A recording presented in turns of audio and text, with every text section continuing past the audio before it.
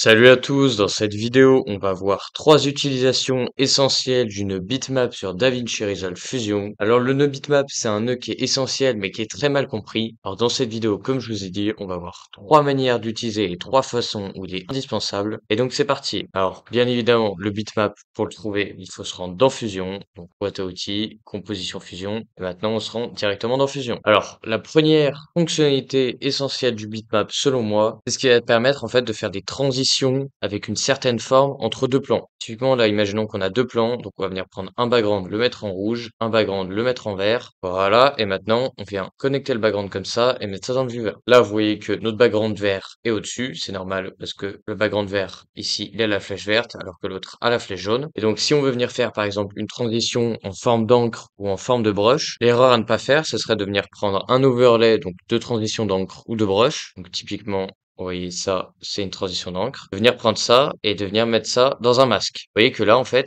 il y a rien qui se passe. Ça va pas venir masquer, ça va pas venir faire une transition entre les deux plans. Pourquoi? Parce qu'en fait, on doit d'abord venir indiquer à DaVinci qu'est-ce qui va être quoi par rapport à notre transition. Vous voyez que là, dans notre clip de transition, on a le noir qui est l'encre et le blanc, on va dire, est le récepteur et ce qui va changer. Donc là, si j'ai envie de faire une transition en forme d'encre, pareil, vous voyez ici, en forme de brush, le brush, c'est ça. Il va falloir que je vienne choisir le nœud bitmap. Donc, pour ça, on fait CTRL espace et on vient choisir bitmap. On vient ajouter et en fait le bitmap c'est un nœud de masque. Comment ça? Bah, parce que si on va faire clic droit, ajouter un outil et ici on va dans masque, vous voyez que là on retrouve les classiques ellipse, polygone, triangle, rectangle et on retrouve le bitmap. Donc comment il va marcher? Déjà on va venir masquer ce qui va transitionner. Donc là, on va masquer cette merge-là. Et maintenant, dans la flèche jaune ici, on va venir indiquer avec quelle forme, avec quel overlay on va venir faire la transition. Donc là, on va venir prendre par exemple notre overlay d'encre, celui-là, le connecter ici. Et maintenant, vous voyez qu'il se passe toujours rien. C'est normal, il faut se rendre dans le bitmap et venir choisir le bon canal. Ici, c'est le canal alpha. Donc le canal alpha, c'est pas le bon. Ici, vous voyez que le canal de couleur, c'est le noir et le blanc. Donc le canal, comme ça, il s'appelle luminance. Donc à chercher luminance. Et là, vous voyez que directement, en fait, on a une transition entre les deux plans avec notre plan en dessous qui apparaît comme les formes ici et le plan vert qui prend directement, en fait, la forme du blanc.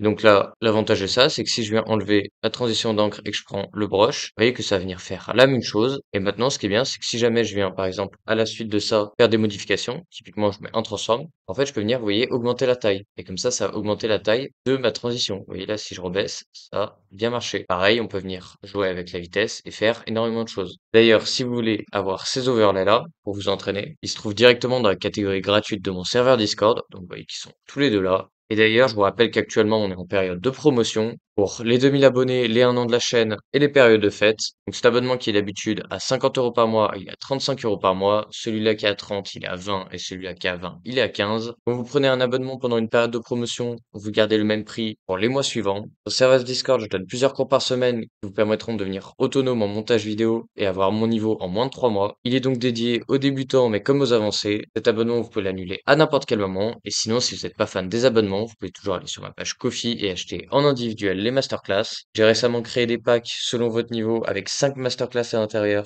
et vous voyez avec un prix très attractif. Donc si vous êtes intéressé, les liens sont dans la description et sinon on continue avec la vidéo. Et donc là, je vous montre ça avec des plans qui sont juste en fait un background vert et un background rouge. Mais c'est pareil, si par exemple on vient prendre ça et qu'on remplace, vous voyez, avec un autre plan, vous voyez que ici, il va bien avoir une transition entre nos deux plans. Là, vous pouvez faire énormément de choses et je vous laisse place à votre créativité. Maintenant, une autre fonctionnalité que moi j'utilise énormément avec le bitmap, en fait, c'est pour faire tout simplement l'effet light sweep. Donc l'effet light sweep, c'est l'effet de lueur qui passe sur quelque chose. Donc je vais vous montrer ça. Typiquement, là, si on vient taper LB DaVinci et qu'on a envie de faire une animation où on a une lueur qui passe, là on va devoir utiliser le bitmap pour faire quelque chose de très très propre. Alors pour faire ça déjà, on va venir prendre déjà notre texte en rouge, connecter ça au media out, et ici on va venir prendre un brightness contrast, connecter ça là, mettre ça dans du vert, augmenter ici la luminosité. Maintenant on va venir prendre un rectangle, connecter ça là, mettre ça comme ça, tourner l'angle, augmenter les bords flous, et maintenant dans le brightness contrast, dans les paramètres, on va venir faire multiplier par masque. Maintenant, jusque-là, on n'a pas utilisé bitmap, mais c'est maintenant que la magie va commencer. Donc, on va venir chercher un bitmap,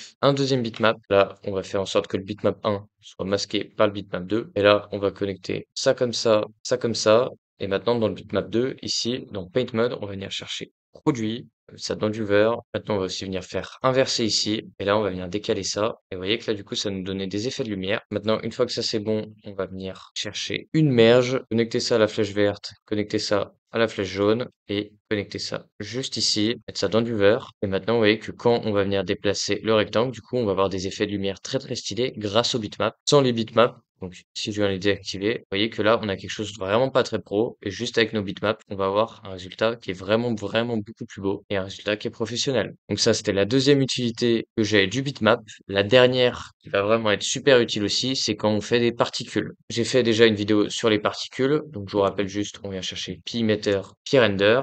Une fois qu'on a ça, on peut mettre dans le viewer, vient chercher un render 3D, mettre ça ici. Et en fait, le bitmap, il va nous être super utile dans deux cas. Le premier, c'est quand on veut donner une certaine forme à nos particules individuellement. Le deuxième, c'est quand on veut donner une forme générale à l'ensemble des particules. Typiquement, dans le pi-emitter, quand on vient faire style ici, et dans style, on vient chercher bitmap. Vous voyez que là, il y a une flèche qui va apparaître. Et maintenant, si on vient chercher, par exemple, un background, une ellipse, et que là, on fait une forme ça, avec un petit peu des bords flous, vous voyez que là, on a la flèche. Et maintenant, on peut venir chercher le bitmap, l'ajouter. Maintenant, connecter ça là, connecter ça ici. Et comme ça, vous voyez que là, si on zoome, elles vont avoir bien la forme de ce qu'on a fait ici. Et d'ailleurs, si on vient changer les choses, vous voyez que là, ça réagit bien. Donc là, ça se voit pas trop parce qu'il faut venir augmenter un petit peu la taille. Et que là, donc, on a bien la forme de nos particules avec les bords flous. Et je vous ai dit que là, on a changé, vous voyez, individuellement la forme de nos particules. Mais si on vient dans région ici, faire bitmap, et là, vous voyez qu'on a une autre flèche. Et maintenant, on peut donner la région qu'on souhaite, donc la forme qu'on souhaite. Typiquement, si on vient faire un background, un rectangle, on vient faire un semblant de carré.